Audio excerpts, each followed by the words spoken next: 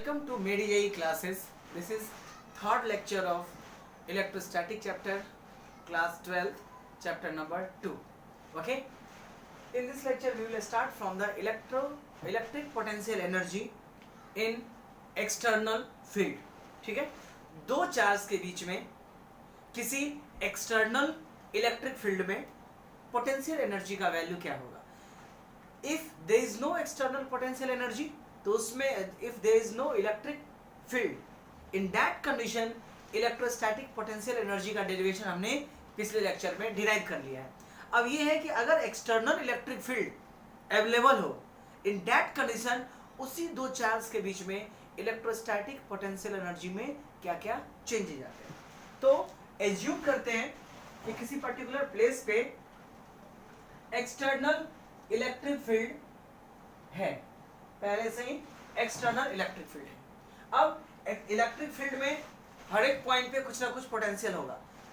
हम डिस्कस कर रहे हैं दो चार्ज के पोटेंशियल एनर्जी का. तो हम दो पॉइंट मान लेते हैं कि सपोज इलेक्ट्रिक फील्ड में एक पॉइंट यहाँ पे है जहाँ का पोटेंशियल मान लीजिए V1 है, एंड दूसरा पॉइंट यहाँ है जहाँ का पोटेंशियल V2 है. ठीक है, ये V1 V2 आप कहीं भी एज्यूम कर सकते हैं, ऐसा कोई जरूरी नहीं है कि V2 ऊपर है V1 ऊपर, कहीं भी हो सकता है. बस हमने दो पॉइंट एज्यूम किया है जहाँ पे चार्ज प्लेस करना, बिकॉज पोटेंशियल एनर्जी का फॉर्मूला क्या होता है, it is the work done to move a charge Q from infinity to a point in electric field. तो अपने को दो चार्ज लाना है, तो हमने यहाँ पे दो पॉइंट एज्यूम कर लिए. ठीक है, एक्सटर्नल इलेक्ट्रिक फील्ड है, इसमें कोई दो पॉइंट सेलेक्ट किया जिसका potential V1 and V2 assume किया. ओके, नाउ सो ऑब्वियस सी बात है, जब हम किसी चार्ज को मूव करेंगे तो हमें इलेक्ट्रिक फील्ड के अगेंस्ट में वर्क डन करना पड़ेगा. Now so the work done against the electric field to bring a charge Q1 at point where potential is V1. means अपने को Q1 चार्ज को लाना कहाँ पे, V1 पॉइंट पे. तो कितना वर्क डन करना पड़ेगा. तो अभी इस केस में चार्ज को सिर्फ एक्सटर्नल इलेक्ट्रिक फील्ड को ही ओवरकम करना है, यानी जो एक्सटर्नल इलेक्ट्रिक फील्ड है, ठीक है, सिर्फ उसको ही ओवरकम करना पड़ेगा, क्योंकि और कोई फील्ड है नहीं. यहाँ पे हमने अभी चार्ज लाया नहीं है, सेकेंड चार्ज मैंने यहाँ पे अभी प्लेस नहीं किया है. ठीक है, सो चार्ज को जब यहाँ पे लाऊंगा, इन दैट कंडीशन सिर्फ एक ही चार्ज जो है उसको इलेक्ट्रिक फील्ड को ही अगेंस्ट में, इलेक्ट्रिक फील्ड के अगेंस्ट में ही काम करना पड़ेगा. सो यहाँ पे पोटेंशियल एनर्जी का वर्क डन का फॉर्मूला कितना होगा. So work done is equal to Q1 into V1. हमने पिछले लेक्चर में पढ़ा कि potential energy is a one type of work done ही है, and potential energy and potential के बीच में जो रिलेशन है that is given by Q1 V1. Okay, this is the relation. Now ये पहले चार्ज को मूव करने में वर्क डन करना पड़ा. अब दूसरा चार्ज Q2, अगर मैं Q2 को बाहर से V2 पे रखूंगा, तो अब Q2 को दो के अगेंस्ट में काम करना पड़ेगा. कौन कौन सा, एक तो एक्सटर्नल इलेक्ट्रिक फील्ड है, उसके अगेंस्ट में करना पड़ा, बिकॉज वो तो इसको भी लाया था तो भी करना पड़ा था. अब यहाँ पे चार्ज क्या आ गया आपका Q1, तो इस चार्ज का भी अपना एक इलेक्ट्रिक फील्ड होगा, और एक्सटर्नल इलेक्ट्रिक फील्ड तो पहले से ही है. इट मींस कि the work done to move a charge Q2 to a point V2 involve two type of work done. एक तो इस एक्सटर्नल इलेक्ट्रिक फील्ड के अगेंस्ट में वर्क डन करना पड़ेगा, और दूसरा इस चार्ज का जो इलेक्ट्रिक फील्ड होगा इसके अगेंस्ट में भी वर्क डन करना पड़ेगा. सो to bring a charge Q2, ठीक है, the work done W2 equal to कितना होगा? तो एक क्या होगा कि Q2 को आपने कहाँ रखा है? V2 पे, तो एक एक्सटर्नल इलेक्ट्रिक फील्ड के अगेंस्ट में काम करना पड़ा, तो एक्सटर्नल इलेक्ट्रिक फील्ड के अगेंस्ट में काम करते हैं, यहाँ का पोटेंशियल कितना है? V2, तो ये हो जाएगा आपका Q2 V2। ये क्या है? वर्क डन है, किसके अगेंस्ट में? एक्सटर्नल इलेक्ट्रिक फील्ड के अगेंस्ट में। एक्सटर्नल इलेक्ट्रिक फील्ड है, दैट्स वाई यहाँ पे पोटेंशियल एग्जिस्ट कर रहा है। तो Q2 इंटू V2 जो है एक्चुअली में एक्सटर्नल इलेक्ट्रिक फील्ड के अगेंस्ट में वर्क डन है। दूसरा, जब आप यहाँ पे Q2 लाओगे तो इस Q2 को इसके अगेंस्ट में भी काम करना पड़ेगा, क्योंकि इसका भी फील्ड है, तो इन दोनों के बीच पोटेंशियल एनर्जी कितना होगा? तो plus K Q1 Q2 upon, मान लीजिए कि इसके बीच जो डिस्टेंस है वो है R,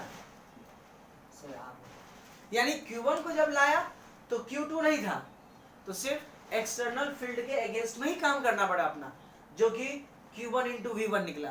बट जब हम Q2 को लाएंगे तो अब एक्सटर्नल इलेक्ट्रिक फील्ड के साथ साथ इसको इसका भी अपोजिशन झेलना पड़ेगा। तो due to external electric field potential का वैल्यू हो गया Q2 into V2, and due to presence of Q1 electric potential energy क्या होगा? K Q2 Q1 upon R, जो हम जनरली पोटेंशियल एनर्जी का फॉर्मूला पढ़ते हैं। ठीक है, तो दो चीज काम करना पड़ा।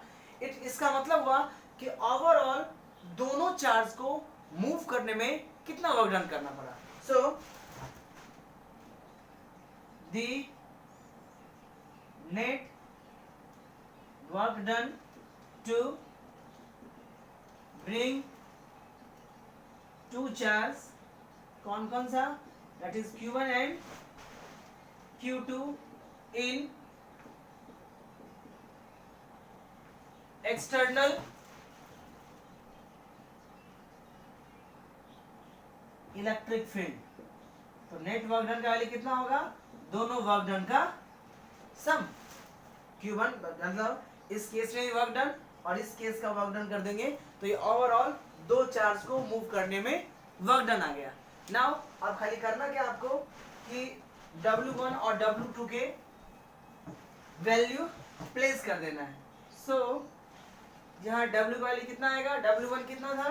That is Q1 V1 plus Q2 V2 plus K Q1 Q2 upon R। This is total work done and work done, ये किसके अगेंस्ट में वर्क डन है? Work done against electric field. ठीक है, और work done against electric field जो होता है वो आपका पोटेंशियल एनर्जी होता है। So this work done is stored as electric potential energy, hence जो नेट पोटेंशियल हो गया that is Q1 V1 plus K Q1 Q2 upon R। This is the potential energy of two charge in external electric field. अगर external electric field लाई कर रहा है तो net potential का वैल्यू जो है वो ये हो जाएगा, क्योंकि अब दो अगेंस्ट में वर्क डन करना पड़ेगा। ठीक है, तो क्लियर? पहले चार्ज को लाया तो सिर्फ एक्सटर्नल फील्ड के अगेंस्ट में वर्क डन, जब दूसरे चार्ज को लाया तो एक्सटर्नल इलेक्ट्रिक फील्ड के अलावे जो पहला चार्ज लाया था उसके भी फील्ड में काम करना पड़ेगा। तो एक्सटर्नल फील्ड के कारण से Q2 V2 एंड Q1 के कारण से जो पोटेंशियल एनर्जी होता है वो K Q1 Q2 by R, दोनों का नेट वर्क डन ऐड किया। This work done is equal to the electrostatic potential energy. So net electrostatic potential energy का वैल्यू ये निकल गया। This is the derivation for electrostatic potential energy of two charge in external electric field. Now अब बात करते हैं if अगर external electric field नहीं हो तो इसके वही सेम कंडीशन है, यानी potential energy of two charge in absence of external electric field. जब एक्सटर्नल इलेक्ट्रिक फील्ड है ही नहीं तो हम सेम हेडिंग रखेंगे, दूसरा चीज रखेंगे potential energy of two charge in absence of external electric field. External electric field है ही नहीं तो क्या चेंजेस आएंगे? जब एक्सटर्नल इलेक्ट्रिक फील्ड नहीं होगा तो इलेक्ट्रोस्टैटिक पोटेंशियल नहीं होगा। इसका मतलब हुआ कि ये V1 और V2 टर्म ही नहीं आएगा, ठीक है। इसका मतलब हुआ अगर एक्सटर्नल इलेक्ट्रिक फील्ड हुआ तो पोटेंशियल नहीं होगा, और इसमें पोटेंशियल कौन कौन से टर्म में आया है? इसमें आया है, इसमें आया है। इसका मतलब है कि ये पोर्शन जीरो हो जाएगा, सिर्फ पोटेंशियल एनर्जी क्या बच जाएगा? K Q1 Q2 by R बिना एक्सटर्नल फील्ड का। सो देख लीजिए, इसका फॉर्मूला ही है, बिकॉज हमने ये ऑलरेडी डिराइव कर रखा है कि जब एक्सटर्नल फील्ड में होगा तो कितना वर्क डन होगा। So in absence of external electric field, in absence of external electric field, there is no voltage। इसका मतलब हुआ कि V1 V0 हो जाएगा एंड V2 का वैल्यू भी कितना हो जाएगा? 0। इसमें वैल्यू प्लेस कर दीजिए, सो U इक्वल टू कितना निकल जाएगा? K Q1 Q2 upon R। इसका मतलब हुआ कि जब एक चार्ज मान लीजिए यहाँ पे पहले से Q1 रखा, तो जब मैंने Q1 यहाँ रखा तो कोई वर्क डन ही नहीं करना पड़ा। क्यों? पहले से इलेक्ट्रिक फील्ड है यहाँ पे? नहीं, इलेक्ट्रिक फील्ड नहीं है तो इलेक्ट्रिक फील्ड के अगेंस्ट में वर्क डन करना नहीं है, तो Q1 के कारण से वर्क डन आपको ऐसे ही नहीं करना है।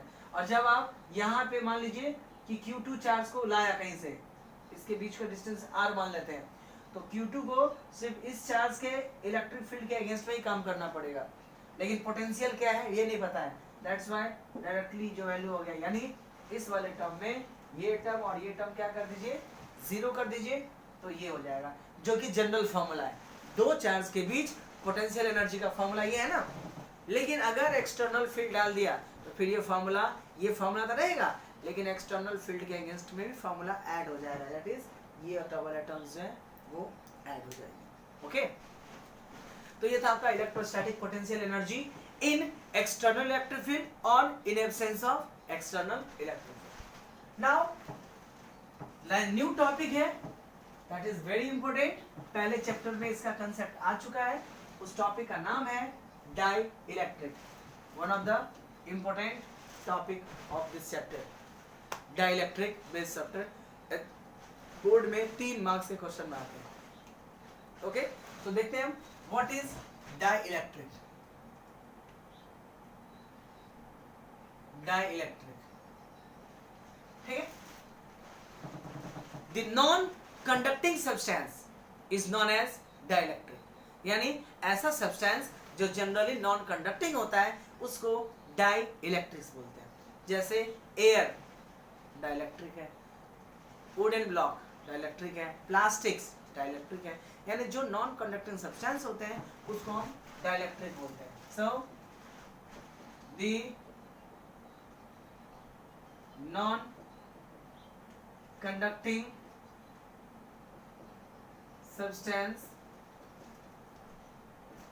is known as dielectric. Okay, examples: air, rubber, plastic, etc. etc. ठीक है, ये सारे के सारे जो है आपका नॉन कंडक्टिंग में आता है। अब नॉन कंडक्टिंग में क्यों ये नॉन कंडक्टिंग होता है? क्योंकि इसके पास ऑलमोस्ट 0 फ्री इलेक्ट्रॉन्स होते हैं, यानी जो फ्री इलेक्ट्रॉन्स होते हैं उसके पास में होता ही नहीं, यानी चार्ज ही नहीं होते उसके पास में। सो आप बोल सकते हैं कि die electric material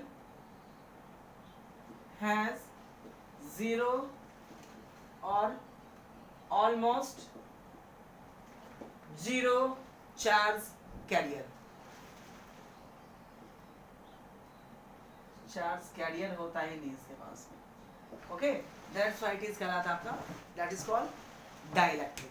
now dielectric 2 type का होता है, one is polar dielectric and another is non polar dielectric. ठीक है, हम टाइप्स ऑफ डाइलेक्ट्रिक पढ़ते हैं। सो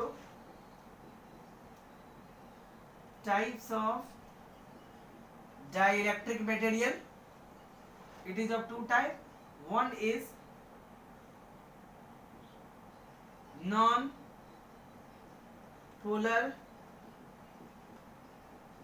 dielectric.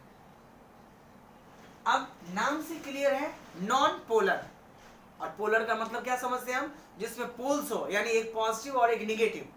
इसका मतलब नॉन पोलर है, इसका मतलब हुआ कि ऐसे मटेरियल में पॉजिटिव और निगेटिव पोल्स नहीं होते। पॉजिटिव निगेटिव पोल्स नहीं होते हैं, इसका मतलब होता है या तो पॉजिटिव निगेटिव होता ही नहीं है, या अगर होता है तो वो न्यूट्रल, क्योंकि हम पढ़ते हैं क्या, बॉडी जनरली इलेक्ट्रिकली न्यूट्रल होता है। Body is generally electrically neutral, it means there is a positive charge and negative charge in equal amount.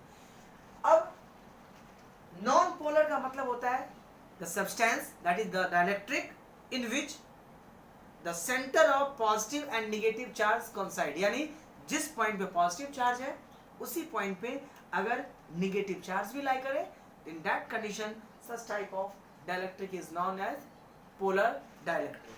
ठीक है, so in polar dielectric, non polar dielectric, the center of positive and negative charge coincide. Negative और positive charge जो है वो एक दूसरे पे क्या करते हैं, कोइंसाइड कर जाते हैं। अब कोइंसाइड का मीनिंग क्या होता है, जैसे मैं डायग्राम से बता देता हूं आपको कि मान लीजिए ये सब्सटेंस है, एक ही पॉइंट पे पॉजिटिव और निगेटिव, जैसे मान लीजिए यहाँ पॉजिटिव और निगेटिव दोनों का सेंटर एक ही है। यहाँ भी मान लीजिए कि पॉजिटिव चार्ज है और निगेटिव चार्ज है, लेकिन दोनों का सेंटर एक ही है।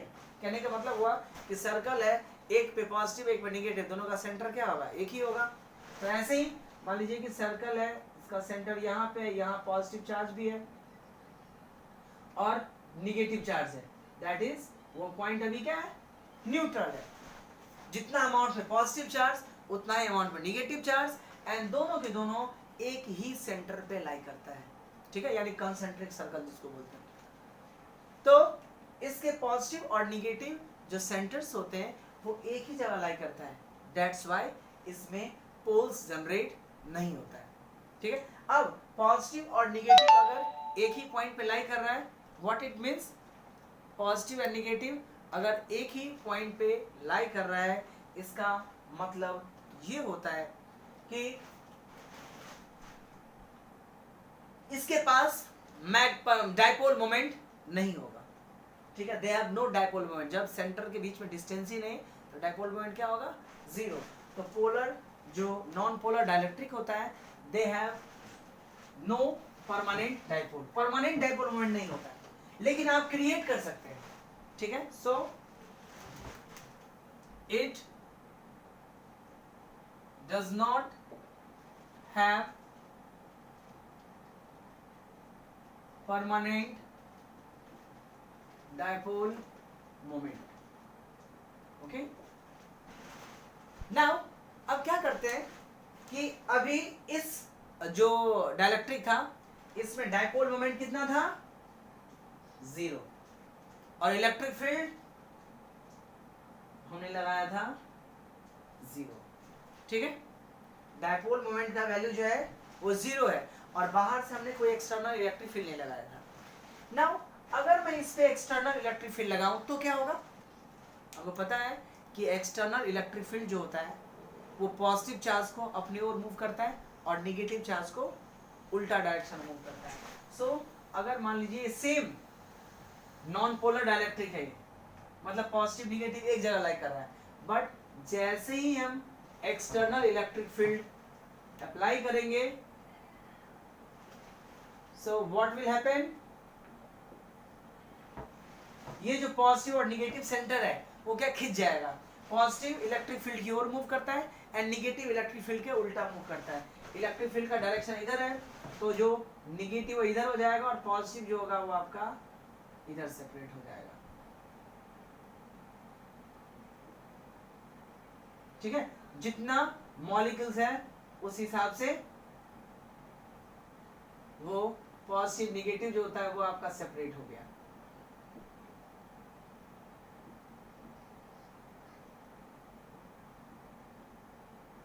ओके, यानी पहले पोल्स नहीं था, क्यों? पोल निगेटिव और पॉजिटिव एक ही पॉइंट पर लाई करता था। नाउ पॉजिटिव और निगेटिव क्या हो गया? सेपरेट हो गया। तो पॉजिटिव एंड निगेटिव चार्ज के बीच अगर सेपरेट डिस्टेंस आ जाए तो एक डायपोल का फॉर्मेशन करता है। So if non polar dielectric is placed in external electric field, in that condition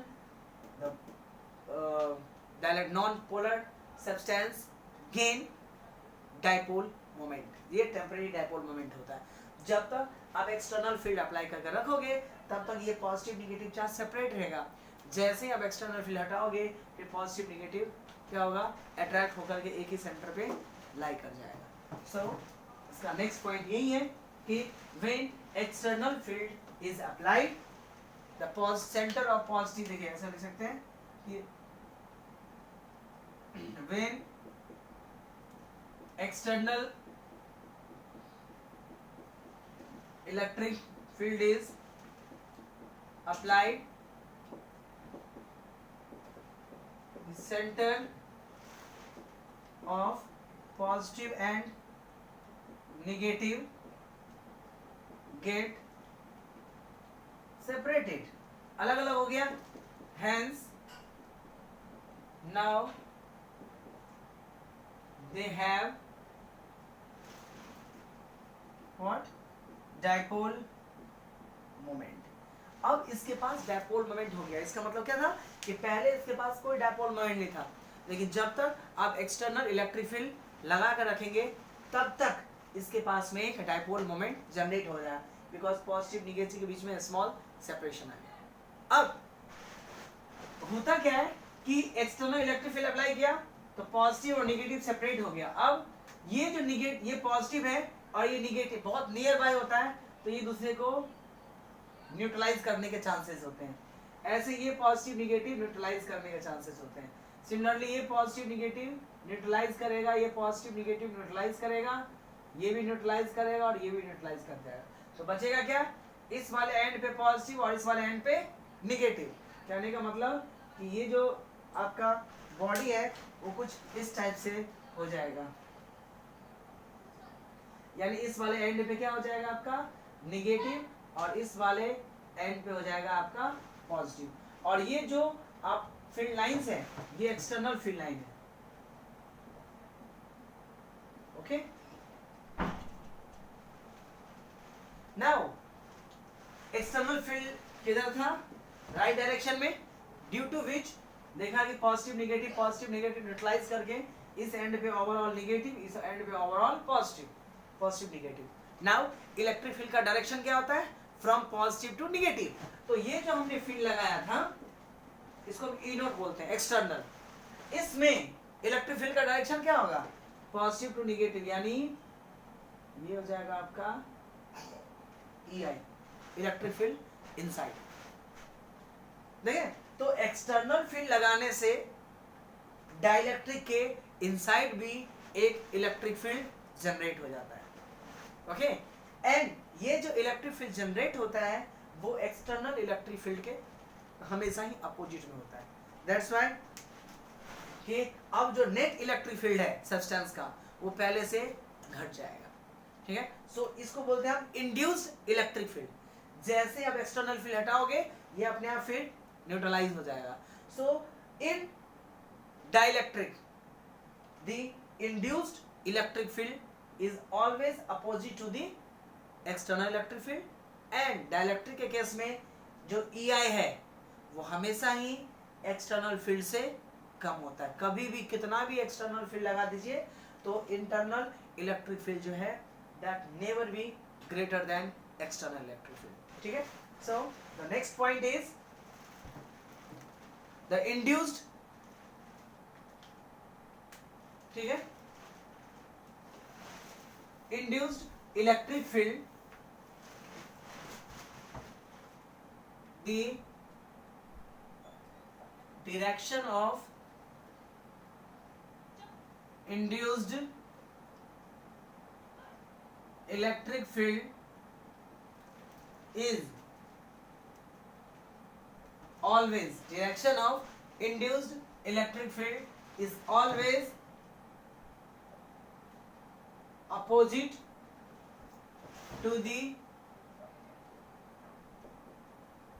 external electric field, यानी एक्सटर्नल इलेक्ट्रिक फील्ड जिधर होगा इंड्यूस्ड इलेक्ट्रिक फील्ड जो होगा इनसाइड में वो हमेशा ठीक उल्टा, and always E naught is greater than E I, that is in case of, ठीक है, अलग अलग में अलग होता है, डाई इलेक्ट्रिक इंड्यूस्ड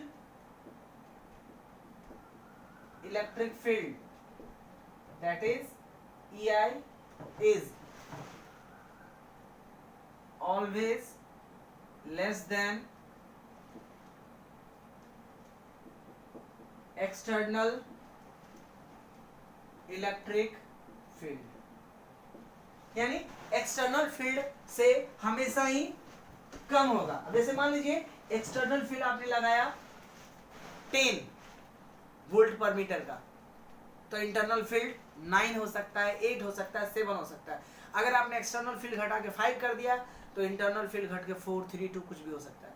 इसके पीछे रीजन ये है कि आपने पता है कि डाइलेक्ट्रिक में कोई चार्ज अवेलेबल होता ही नहीं है, तो जब चार्ज अवेलेबल नहीं होगा आपने एक्सटर्नल फील्ड लगाया ड्यू टू विच कुछ चार्ज जो है वो इंड्यूस हो गया, ये कह सकते हैं सेपरेट हो गया, लेकिन सारे का सारे चार्ज होते हैं वो सेपरेट नहीं होता है।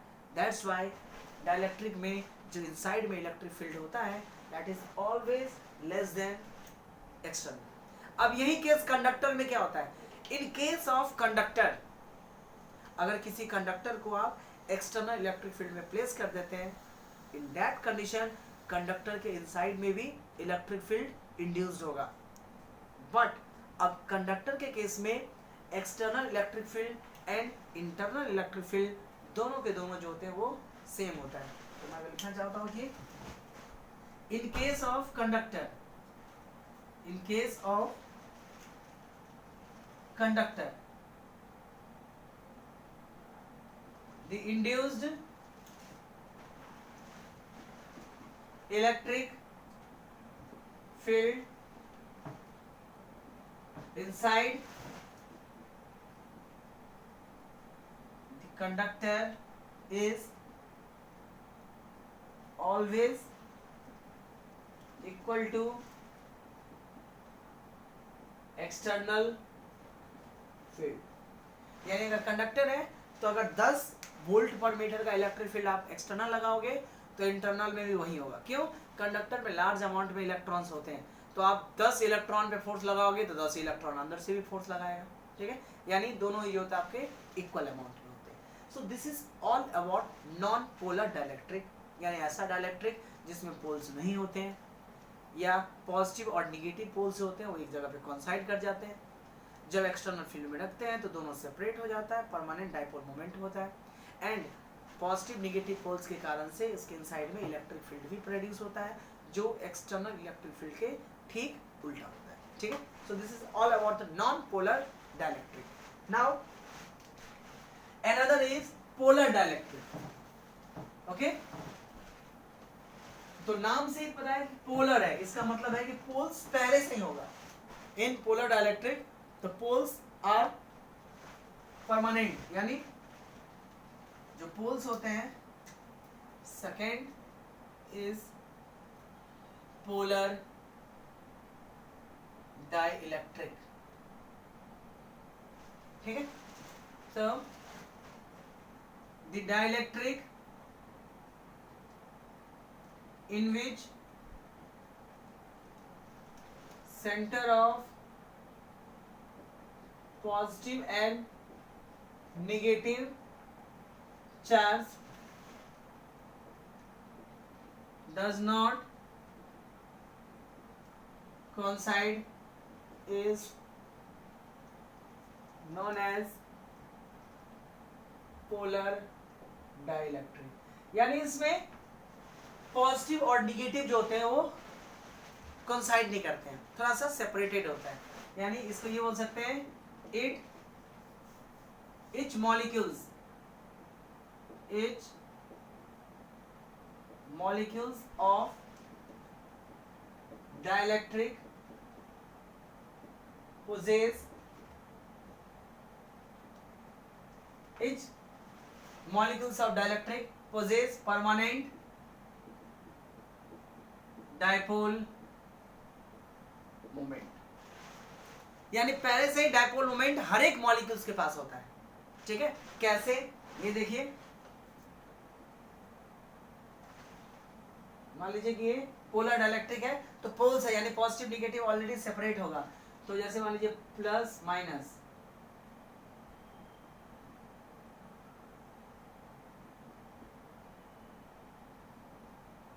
किधर भी हो सकता है, ऐसा कोई जरूरी नहीं है कि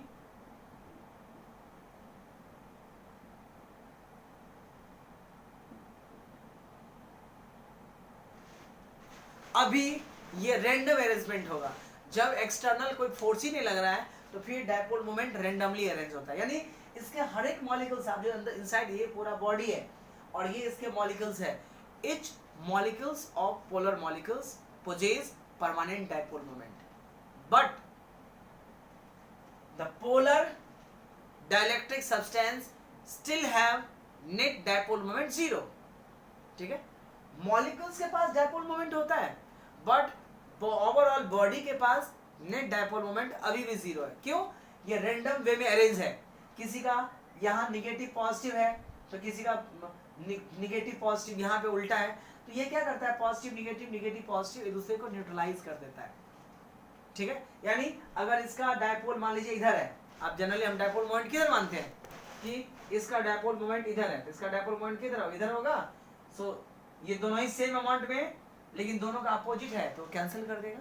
सो कहने का मतलब कि पोलर मॉलिक्यूल्स पोजेस, मतलब जो पोलर डाइलेक्ट्रिक है उसके मॉलिक्यूल्स के पास परमानेंट डायपोल मोमेंट होता है, बट ये जो डायपोल मोमेंट होते हैं मॉलिक्यूल्स के वो रेंडमली अरेंज्ड होता है, ड्यू टू विच ये सारे एक दूसरे के डायपोल मोमेंट को क्या करता है, cancel out.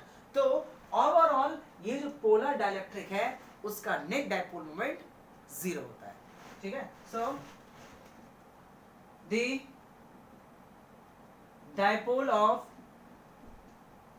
Polar molecules are randomly arranged, hence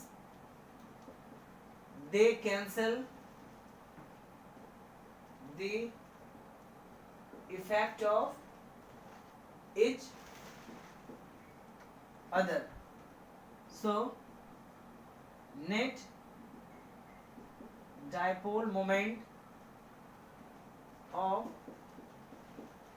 polar dielectric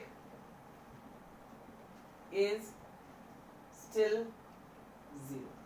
dipole यानी मॉलिक्यूल्स के पास डायपोल मोमेंट है, इसके पास भी, इसके पास भी, इसके पास है, लेकिन ओवरऑल पोलर जो आपके पोलर डाइलेक्ट्रिक्स है उसके पास डायपोल मोमेंट नहीं होता है। ठीक है, जबकि जो नॉन पोलर था उसमें मॉलिक्यूल्स के पास भी पोलर डायपोल मोमेंट नहीं था। ठीक है, now what will happen if this substance is placed in external electric field? अगर इसको मैं एक्सटर्नल इलेक्ट्रिक फील्ड में रख दूं तो क्या होगा कि जितने भी पॉजिटिव चार्ज है सब पे एक डायरेक्शन ऑफ फोर्स लगेगा और जितने भी नेगेटिव चार्ज है उसके ठीक उल्टा डायरेक्शन ऑफ फोर्स लगेगा। इट मींस ये जो डायपोल मॉलिक्यूल्स हैं वो एक वे में अरेंज हो जाएगा, और जब वे में अरेंज हो जाएगा तब इस पूरे मॉलिक्यूल्स के पास में एक डायपोल मोमेंट जनरेट हो जाएगा। So if it is placed in external electric field, ठीक है, so in external electric field all the molecules, all the dipole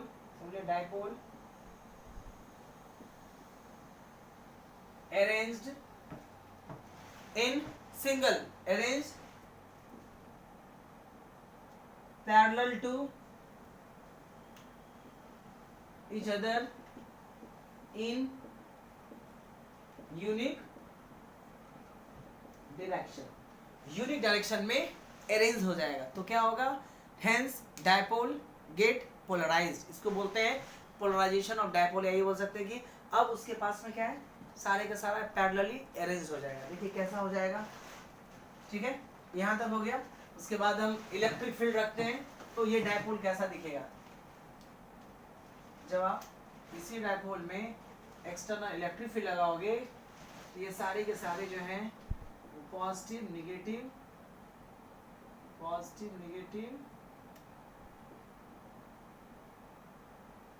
ये इस टाइप में अरेंज हो जाता है, ठीक है। जब आप एक्सटर्नल इलेक्ट्रिक फील्ड लगाओगे तो ये डायपोल मोमेंट ऐसे अरेंज हो जाता है। इस केस में भी ये जो पॉजिटिव निगेटिव है, ये पॉजिटिव निगेटिव एक दूसरे के बहुत ही नियर बाय होता है, दैट्स व्हाई ये एक दूसरे के इफेक्ट को कैंसिल कर देता है। सो ओवरऑल जो चार्ज बचते हैं इस पे, वो आपका जैसे मानिए यहाँ पे निगेटिव, यहाँ तो 2 ही शो किया हूँ, जितना आप शो करोगे, मान लीजिए मैं 2 किया तो 2 ही कर देते हैं। अगेन इसके इनसाइड में क्या होगा, इलेक्ट्रिक फील्ड बनेगा, किधर, EI E0। सो इस केस में भी इलेक्ट्रिक फील्ड बना, और since it is also a dielectric substance, it means जो एक्सटर्नल इलेक्ट्रिक फील्ड है वो बड़ा होगा और इनसाइड में जो इलेक्ट्रिक फील्ड है वो छोटा होगा। जब कंडक्टर होगा, इन that condition only external electric field becomes equal to the internal electric field। Okay, so this is all about the polar and non-polar molecules। Okay, now next एक topic है, that is polarization vector। polarization का मतलब क्या होता है कि पहले कोई भी सब्सटेंस नॉन पोलर था, मतलब पॉजिटिव निगेटिव एक ही जगह पर लाई करना था, बट जब आप एक्सटर्नल इलेक्ट्रिक फील्ड अप्लाई किया तो क्या हुआ, उसके पॉजिटिव निगेटिव पोल्स क्या हुए, सेपरेट हो गया। The poles of the positive negative get separated, ठीक है। यानी पहले चार्ज नहीं था, पहले बॉडी इलेक्ट्रिकली न्यूट्रल था, but in due to apply of application of external electric field, positive और निगेटिव पोल्स क्या हुआ, सेपरेट हो गया, और बीच में क्या हुआ, ये चार्ज हट गया, और अभी एक एंड पे निगेटिव, एक एंड पे पॉजिटिव है। इसका मतलब हुआ कि पहले बॉडी पे पोलैरिटी नहीं था, लेकिन अब क्या हो गया, ये पोलराइज हो गया। पोलराइज मतलब हुआ कि net negative and positive charge exist करता है, that's why is this phenomenon is known as polarization. यानी in due to the application of external electric field, dielectric get net charge, this process is known as polarization, ठीक है। तो नया topic देखते हैं, polarization vector, ठीक है। तो पोलराइजेशन का डिफाइन क्या होगा, due to the external field dipole get polarise, mean dipole के पास में चार्ज आ जाता है, that is called the polarisation. अपने को पढ़ना है polarisation vector, that is indicated by capital P से इंडिकेट करते हैं। इसका डिफाइन क्या होता है, the polarization vector, that is P is defined as dipole moment per unit volume। the polarization vector of substance is defined as electric dipole per unit volume. Electric dipole per unit volume मतलब हुआ, अब अपने को जैसे पता है कि polarisation vector का मतलब क्या हुआ, इलेक्ट्रिक डायपोल को किससे इंडिकेट करते हैं, स्मॉल p से, अपॉन वॉल्यूम v, ठीक है। जहां पे जो कैपिटल P है that is polarisation vector, small p indicates dipole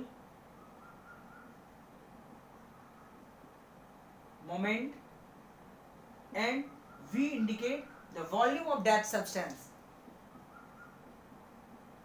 Volume of substance. अब नाम है इसका पोलराइजेशन वेक्टर। इसका मतलब ये वेक्टर तो है, तो इसका एक डायरेक्शन भी होगा। तो डायरेक्शन वॉल्यूम स्केलर क्वांटिटी है, पोलराइजेशन P है, तो P polarisation vector and that is electric dipole, दोनों का डायरेक्शन सेम होता है। यानी इलेक्ट्रिक डायपोल का डायरेक्शन क्या होता है? From negative to positive. Same polarisation vector का डायरेक्शन होगा नेगेटिव टू पॉजिटिव। तो हम यहाँ पर रख सकते हैं कि the direction of polarisation vector, polarisation vector is same as dipole. Electric dipole का जो डायरेक्शन होता है वही उसका भी डायरेक्शन होता है। यूनिट की बात करो तो यूनिट इलेक्ट्रिक डायपोल का यूनिट क्या होता है आपका? Coulomb metre. Coulomb metre electric dipole का होता है। और वॉल्यूम का यूनिट क्या होता है? Metre cube. तो यहां से कैंसिल होकर 2 आएगा, यानी ये ओवरऑल जो हो जाएगा कूलम मीटर स्क्वायर। ये तो बताने के लिए था कि आया कैसे, आप तो यूनिट ध्यान रखना है, coulomb metre square. This is the unit of polarization vector. Okay, now next is relation between polarization vector and electric field. मतलब हुआ polarization क्यों हुआ? एक्सटर्नल इलेक्ट्रिक फील्ड के कारण। सो एक्सटर्नल इलेक्ट्रिक फील्ड को अगर मैं चेंज करता हूं तो उससे पोलराइजेशन वेक्टर पे क्या इफेक्ट पड़ता है, ये पढ़ना है। So relation between polarisation vector and electric field.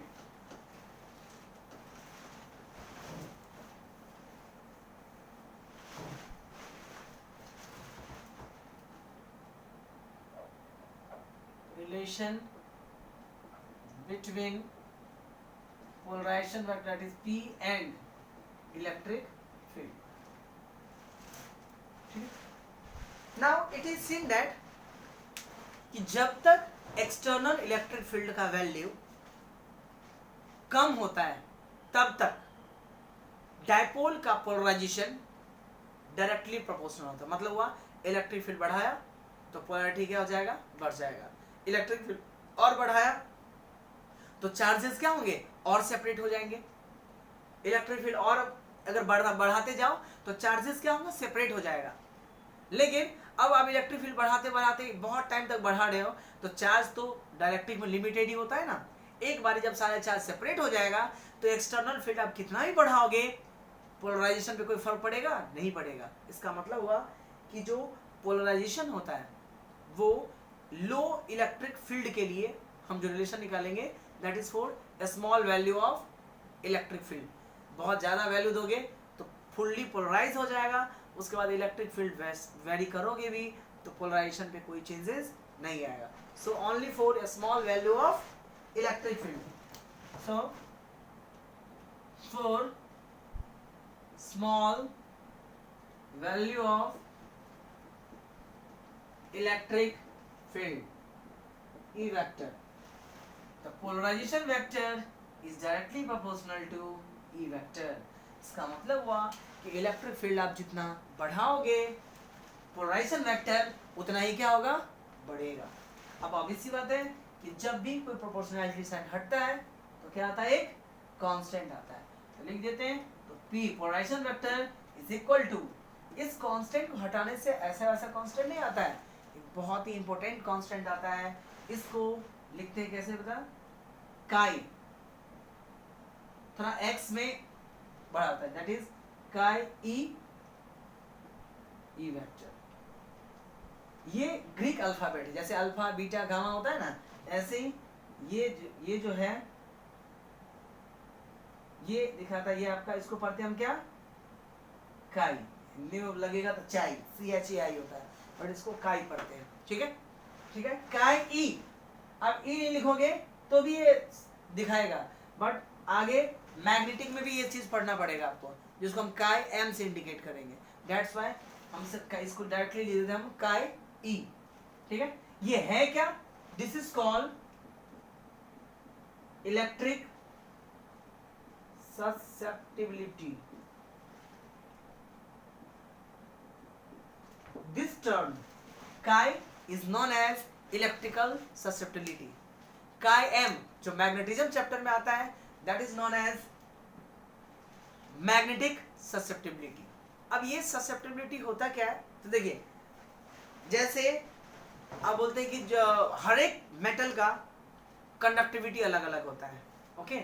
यानी अगर मैं एल्यूमिनियम को एक्सटर्नल फील्ड में रखूं तो, आयरन को एक्सटर्नल फील्ड में रखूं तो, कॉपर को एक्सटर्नल फील्ड में रखूं तो, तीनों इक्वली पोलराइज हो ऐसा कोई जरूरी नहीं है। Same amount of electric field रखते हैं। मान लो कि 10 न्यूटन पर कूलम का हमने इलेक्ट्रिक फील्ड रखा। अब इसमें आयरन को रखूं तो पोलराइजेशन अलग आएगा, एल्यूमिनियम का रखूं तो पोलराइजेशन अलग आएगा, कॉपर का रखूं तो पोलराइजेशन अलग आएगा। इसका मतलब हुआ कि सेम इलेक्ट्रिक फील्ड के लिए अलग अलग मटेरियल का पोलराइजेशन जो होता है वो अलग अलग होता है। तो किस पे डिपेंड करता है, कैसे पता लगेगा? तो जो कैरेक्टरिस्टिक्स, यानी किसी भी सब्सटेंस का जो कैरेक्टरिस्टिक्स ये बताता है कि वो सब्सटेंस किस हद तक, यानी कितना ज्यादा पोलराइज हो सकता है। जैसे मैं बोलूं कि ए और बी दो मटेरियल है, एक का ए और बी दो मटेरियल है, एक का ससेप्टिबिलिटी जो है दैट इज है वो आपको मान लीजिए 5 और दूसरे का ससेप्टिबिलिटी 10 है। तो इससे क्या पता लगेगा? जिसका ससेप्टिबिलिटी 10 है वो इलेक्ट्रिक फील्ड में, यानी एक्सटर्नल इलेक्ट्रिक फील्ड में ज्यादा इफेक्टिव होगा, यानी वो बिहेव कैसा करेगा ये शो करता है। So the electrical susceptibility shows the electrical characteristics of substance in external electric field, यानी कोई सब्सटेंस एक्सटर्नल इलेक्ट्रिक फील्ड में कैसे बिहेव करेगा ये इस बात पर डिपेंड करता है कि उसका इलेक्ट्रिकल ससेप्टिबिलिटी जो है वो कितना कम या कितना ज्यादा है। So what is electrical susceptibility? So chi is, it is electrical susceptibility. It is electrical susceptibility, electrical characteristics, characteristic of substance, ठीक है। electrical characteristics of substance which shows the behavior of substance, which shows the behavior of substance in external electric field, यानी external electric field में कोई substance कैसा behave करेगा। कैसा behave करने का मतलब हुआ वो ज्यादा पोलराइज होगा, कम पोलराइज होगा, ये सब इंफॉर्मेशन इलेक्ट्रिकल ससेप्टिबिलिटी से होता है।